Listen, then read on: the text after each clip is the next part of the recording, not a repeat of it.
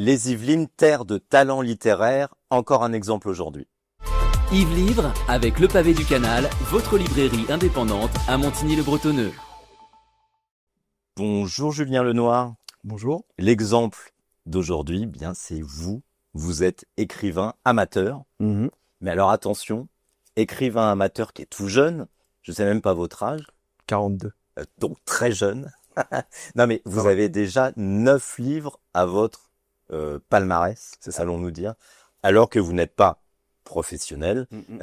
Alors on va revenir sur votre carrière d'écrivain juste après. On va faire un petit portrait. Vous êtes pour nous, ce qui nous intéresse, c'est les talents des Yvelines.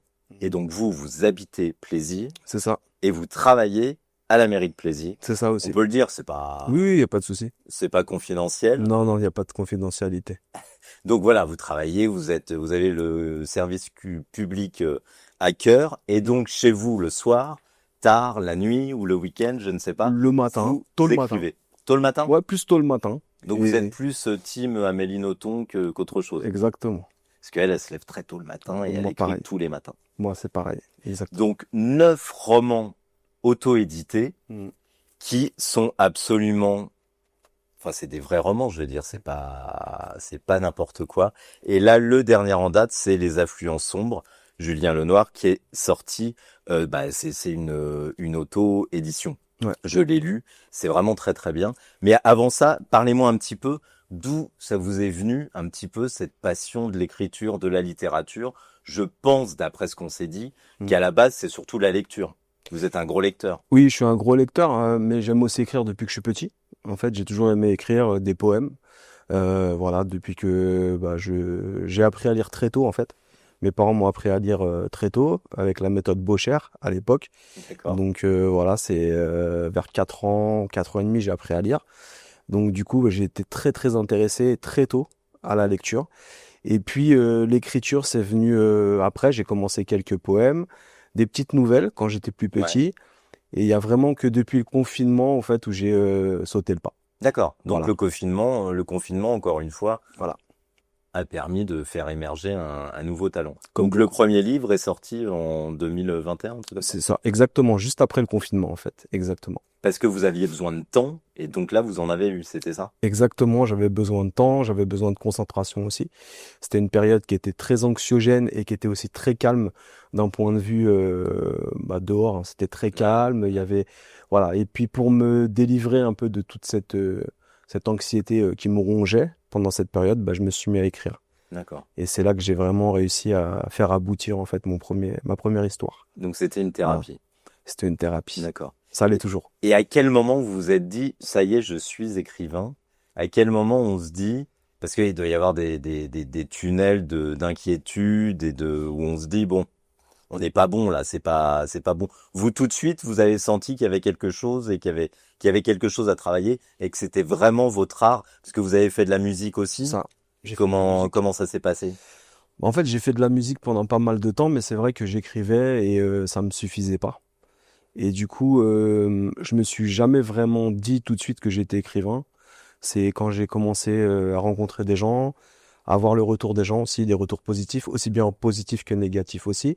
Ouais. Et aussi la reconnaissance, entre guillemets, de faire des salons dans un premier temps, et puis de me sentir légitime, on va dire, même si je me compare beaucoup avec ce que je lis. Ouais. Et je lis énormément de choses diversifiées. Ça va du témoignage au livre d'horreur, au thriller, à l'épouvante, à la science-fiction. Et c'est vrai que je me sens légitime, mais il manque encore un petit truc.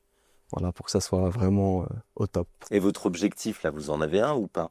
Vous comptez continuer à publier comme ça, régulièrement, ou vous avez un objectif, intégrer une maison d'édition, peut-être passer à la réalisation? Quels sont vos objectifs? Alors en fait, j'ai des objectifs, on va dire, d'un point de vue cinématographique, comme beaucoup d'auteurs. Alors ça se sent un peu, Ouais. je trouve. Oui. Je trouve qu'il y a un côté, en tout cas dans le dernier, il y a un côté très cinématographique. Enfin, tout de suite, j'étais plongé dans un film et on n'a pas toujours cette sensation-là en lisant. C'est vrai. Et là, ça, c'était plutôt réussi pour ça, ouais. Ouais. Ouais. Mon but, c'est bien évidemment de faire adapter un de mes livres au cinéma. Ça serait un de mes objectifs de vie. on va dire. Mais j'ai déjà fait des scénarios pour 2 courts-métrages qui sont sortis l'année dernière et cette année. Ok. Voilà, des courts-métrages de prévention. Qu'on fait pas mal de vues et qui sont démarchés dans des festivals aussi. D'accord. Des festivals yvelinois. Ok. Voilà. Et puis, je continue en fait dans cette optique. D'accord. Voilà. Et vos collègues à la mairie de Plaisir, ils voient ça, comment vous en parlez ou pas du tout? J'en parle pas énormément, on va dire, même si j'ai un service com qui m'a déjà fait de la pub, etc., ou Oui, des j'imagine. petits articles dessus. Voilà, où c'était quand même une fierté. Mais c'est vrai que j'en parle pas énormément à mes collègues. Voilà, je suis plus discret dessus. J'en parle plus parce que je bosse avec les jeunes, donc j'en parle plus aux jeunes. D'accord. Voilà, donc j'ai aussi l'avis des jeunes de temps en temps, Ah ouais? ce qui est super intéressant puisque ça me permet de pas trop vieillir mon écriture aussi, Hum.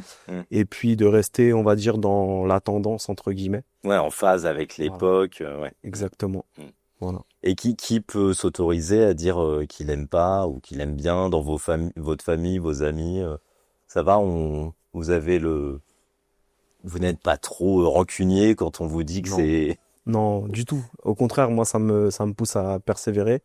Ouais. J'ai un côté très résilient aussi, donc ça pousse aussi à m'améliorer derrière. Et je pense que personne n'est parfait dans Ouais. un premier temps. Autant que ce soit les artistes comme les écrivains, les auteurs, mais il n'y a vraiment pas de perfection. Et je trouve que la perfection, elle est dans l'imperfection. D'accord. Et bien évidemment, comme dans chaque œuvre, il y a des défauts et des qualités, quoi. Ouais, bien sûr. Et alors, donc, dans les affluents sombres, il y a beaucoup, beaucoup de qualités. Le héros, c'est Samael. Oui. Donc, c'est un peu vous. Enfin, Non, je vous connais pas plus que ça, mais en tout cas, Samael, c'est un jeune qui écrit. C'est ça, exactement. C'est pas son métier, mais il souhaite en vivre quand même Bien sûr. Oui, il y a une partie, oui, bien sûr. assez rapidement. Oui. Et alors, la première partie est absolument, vraiment très, très agréable à lire, très, très succulente. Il se retrouve dans un salon du livre, C'est ça. dans une petite ville en dehors de l'Île-de-France, donc déjà en province. Où ça se passe pas bien. Enfin, c'est pas que ça se passe pas bien, mais ça doit être un dimanche, il y a pas grand monde. Et là, il y a une galerie de personnages, tous les plus fous les uns que les autres. Notamment un personnage qui vient voir l'auteur, Samael, et qui le renifle. Oui, c'est Enfin, ça. qui se trouve impressionné par, puisqu'on peut le dire, Samael est albinos. C'est ça. Et alors, ce qui peut paraître totalement anodin, en fait, dans cette petite ville, on le ramène tout le temps, tous les gens qui viennent le voir le ramènent à son état, enfin ses caractéristiques d'albinos, et lui il trouve ça un petit peu étrange. Il rentre à la maison, il en parle à sa copine. Donc voilà, il a vendu un livre, hein, je crois. Ouais, c'est ça. Exactement, oui. Et donc après, par contre, il se retrouve à Paris. Donc là, on n'est plus dans le même état d'esprit, dans la même ambiance.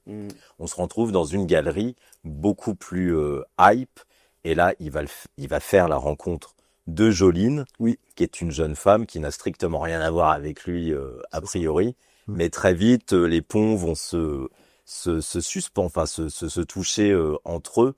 Et là, je peux pas non plus tout raconter, tout ça. spoiler. Mais c'est très très bien. On a une sensation alors c'est votre 9e, en fait. C'est ça. C'est ça le truc, c'est qu'on sent qu'on ne lit pas le premier roman d'un petit jeune qui débute. Et on n'a rien contre les premiers romans. Oui, parce bien que sûr. justement, voilà. Mais là, il y a quand même une maîtrise. Moi, j'ai surtout aimé, en fait, le travail sur les personnages. Les personnages, il y a beaucoup d'originalité et beaucoup de choses vues qu'on a tous vues plus ou moins, que vous savez très très bien retranscrire. Vous avez voulu, enfin le point de départ, c'était quoi de ce livre? C'était raconter le quotidien d'un jeune homme comme vous qui essaye d'écrire. Oui, un petit Déjà. peu. Oui, bien sûr. Le point de départ, c'était de montrer que la différence entre les auteurs édités et auto-édités, Ouais. dans un premier temps, Ouais. la différence de légitimité. Mais un auteur édité peut passer dans des petits salons sans forcément qu'il y ait du monde. Bien sûr. Donc en fait, c'est montrer aussi ces similarités. Mais voilà, oui, c'était plus ça, et puis surtout la différence. Montrer en fait que la différence est toujours vue d'un œil différent, enfin, c'est le cas de le dire d'ailleurs, mais d'un œil un peu curieux, entre curiosité et voilà. Et toutes les bonnes idées, parce que c'est quand on lit le livre, on se dit ah tiens c'est encore une bonne idée.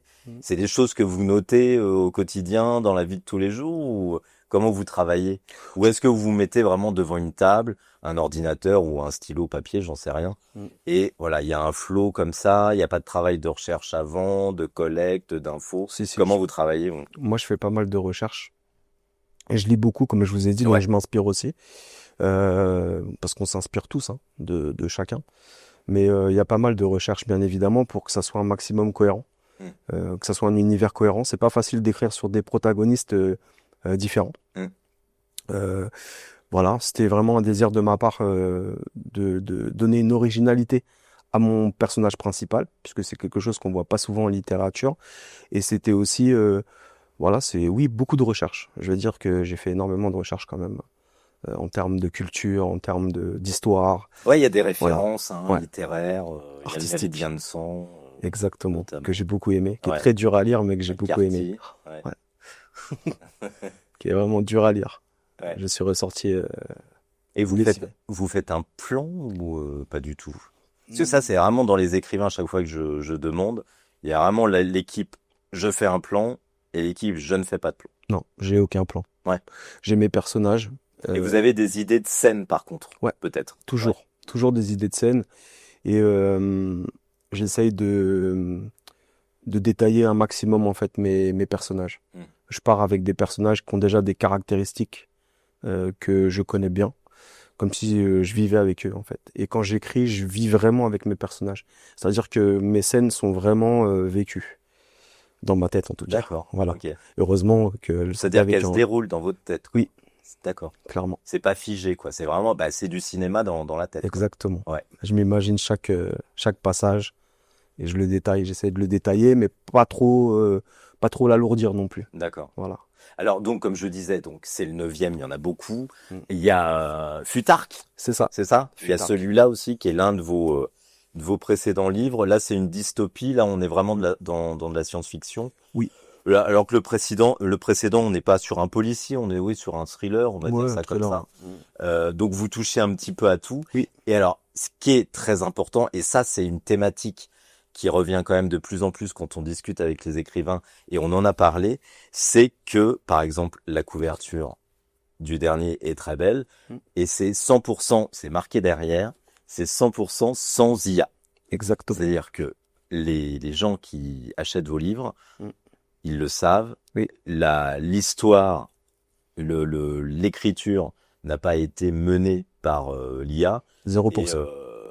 Et l'illustration, c'est un ou une artiste bien vivante. Yves Linois. Les deux. Ah bon, en plus. Bon, alors, il a sa place dans cette émission. Voilà. En tout cas, pas d'IA jamais chez vous. Non. Ça ne passera pas par vous. Pas du Et pourquoi? Parce que je suis old school et que j'essaye de préserver un maximum les métiers de l'artistique. Je pense qu'un métier de l'artistique, c'est important de faire évoluer l'humain. Surtout les illustrateurs, on sait que voilà, ça coûte forcément plus cher, parce qu'il y a un budget derrière. Avec l'IA, c'est gratuit. Bien sûr. Mais non, c'est important aussi de donner un coup de pouce aux illustrateurs. Comme je disais, c'est 2 illustrateurs. Pour les 2 derniers, c'est 2 illustrateurs Yves Linois. Un des Clés-sous-Bois et un de, je crois, c'est Saint-Quentin. D'accord. Ou Maurepas. Et puis, c'est important. Je pense que c'était important pour moi de soutenir dans ce côté-là, quoi. D'accord. Donc c'est tout à fait cohérent avec notre émission où on soutient des artistes, des écrivains, des écrivaines, des poètes, des poétesses, des Yvelines. Merci beaucoup pour votre venue aujourd'hui. Avec plaisir, merci. Et nous, on se retrouve très bientôt pour un nouveau numéro d'Yves Livre.